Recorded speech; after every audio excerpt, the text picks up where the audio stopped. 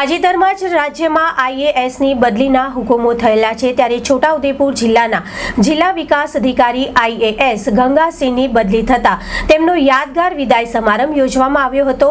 તેઓ કેબિનમાંથી નીકળીને ગાડીમાં બેસે ત્યાં સુધી પુષ્પવર્ષા કરવામાં આવી હતી। આજે જિલ્લા પંચાયતના સભાખંડ હોલ તેમનો વિદાય સમારંભ રાખવામાં આવ્યો હતો, જેમાં નવનિયુક્ત જિલ્લા કલેક્ટર અનિલ ધામેલિયા, જિલ્લા પોલીસ વડા ઇમ્તિયાઝ શેખ, પ્રયોજના વહીવટદાર આઈએસ સચિન કુમાર તેમજ જિલ્લા પંચાયતના તમામ વિભાગના અધિકારીઓ અને કર્મચારીઓ ઉપસ્થિત રહ્યા હતા। વિદાય સમારંભમાં જિલ્લા વિકાસ અધિકારી સાથે તેમના ધર્મપત્ની પણ ઉપસ્થિત હતા। ઉપસ્થિત અધિકારી અને કર્મચારી ગણ દ્વારા ડીડીઓ સાથેનો પોતાનો અનુભવ રજૂ કર્યો હતો।